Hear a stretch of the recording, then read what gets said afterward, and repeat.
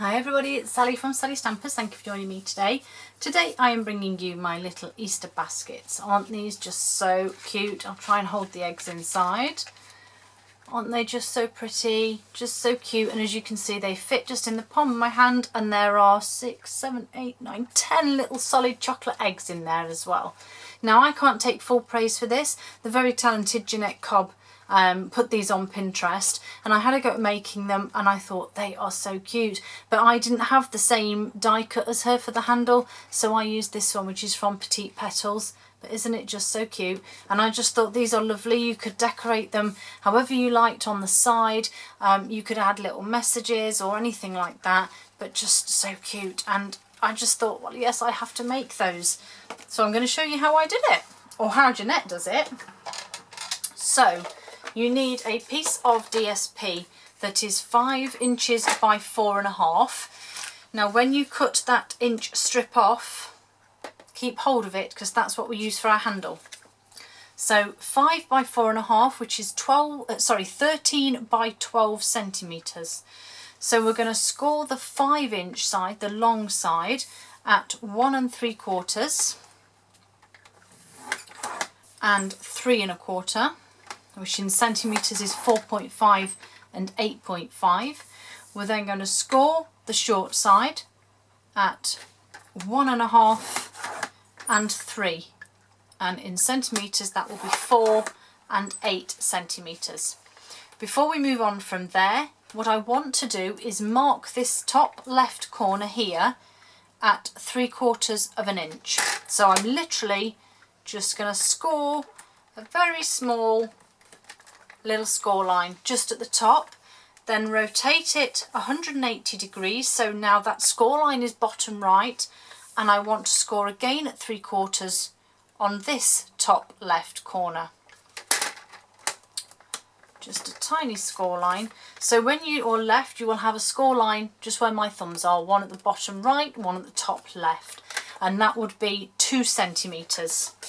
So 3/4 of an inch or 2 centimetres. As always, we're going to fold and burnish those score lines. And I'm using the beautiful Gingham Gala DSP here, which I just find divine. So beautiful. And so whilst I've got my score lines like this, what you need to do, and it doesn't really matter in effect, is fold it like a concertina, okay? So you're folding it like the letter Z. And then what you want to do, now you can either, if you don't feel confident, you can get a ruler and a pencil, and you can draw a line from the top corner of your score line down to that first crease line, okay? Likewise this way, so that we get a triangle. Now I don't need to do the ruler trick and the pencil because I'm quite happy to cut straight down from the score to that score line there, and I'll do exactly the same here. Okay, so you've now got this shape. Then unfold and fold it back this way, so you're now making your Z again, and that little score line is on the top, and we're going to repeat that again. So from the tip of that mark down to that score line. Okay, so you have this shape now. What I next want to do then is, I tried the Detail Trio Punch for the corner rounder, but these are too sharp a point for it to get in. So I've actually used one of our gold library clips, and I've literally just placed it on the top corner. So let me hold that in place and let me zoom in to show you what I'm doing. So I'm holding my library clip so that it's just touching the edge of the paper, okay? And then all I want to do is make sure you hold it straight and still and firm, and just draw around it, okay? So I have that pencil mark, and then do exactly the same on this side. So I'm really going until I see the edges of the library clip against the paper, and again just draw that circle. And once I've done that, let's zoom back out again. Once I've done that, I'm simply going to cut that pencil mark to create those lovely round corners. That wasn't quite the best semicircle I've ever cut there, but we'll run with it. Okay, so now you should have this beautiful shape. Close it back up again, and oh nice, my handheld punch was in another project ready.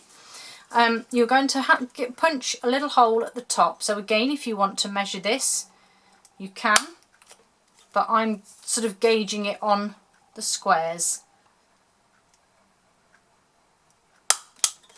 Okay, so that's my circle punches done. Can you see them? Top and bottom. So now all you need to do then is bring your basket up together, and I've done a side, the bottom, a side, line those holes up, and then I'm going to add a brad to hold it in place. But I need to do my handle first. So before I put the brad in place, I've got that 1-inch strip of DSP from when I cut it off. And as I said, oh it's fallen off, thank goodness, had me worried for a second. I'm using this really pretty die from the Petals and More Thinlits. And I'm simply going to run this through my Big Shot. Excuse my loved plates, but I mean this has a shape of its own going on here, look. Can you see? It's kind of bulging one end and then bulging the opposite way. So I'm just going to pop that on my paper and then run it through. Now I don't know about any of you guys, but I've got into the habit recently of running everything in through twice. I think it just makes sure that you get all the pieces cut that you need, and I don't know, it just makes me feel better doing it twice. So I'm just going to pop that out of there, and then just to save me a bit of time and effort, I've got my beautiful die brush and mat here, and I literally am just going to run over the die, and there we have pretty much all of the pieces. In fact, all of the pieces came out. How quick was that? Fabulous. So just knock those off in the bin. And then I've just got my paper piercer just to pop that one end out. Can't seem to grab hold of it.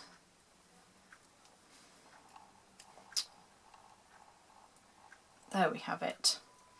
And then just carefully pull it out. Try not to be too rough with it because it is only DSP, so it will only be delicate.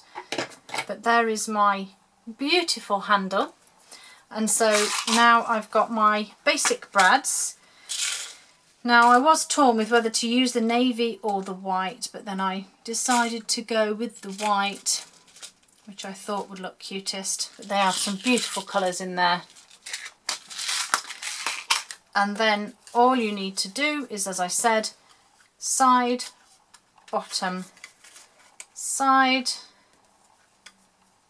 the very bottom little shape on there can go over, and then I can just pop my little brad through there and then open him out on the inside, which is easier said than done.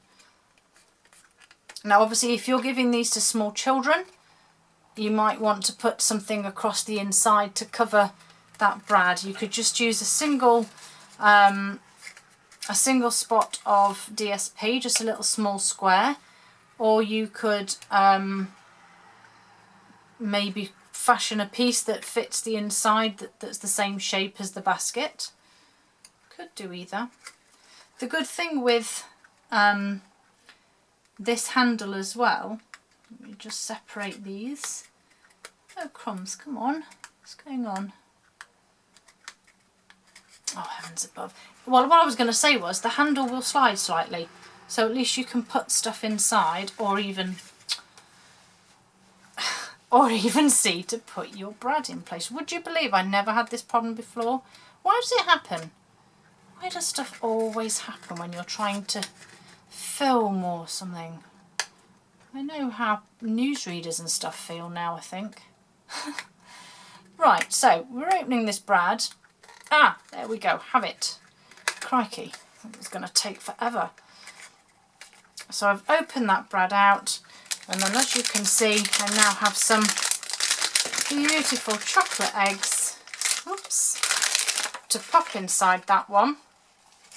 And how pretty are they? Some cute little, mess off my desk, cute little Easter baskets. And thank you, Jeanette Cobb, for your fabulous instructions on your blog, because that is what I followed to create these beautiful little ones, just with a different handle. Hope you like them. Hope it gives some ideas to give to your little ones, whether they be friends or relatives. And I hope to see you all again soon. Bye.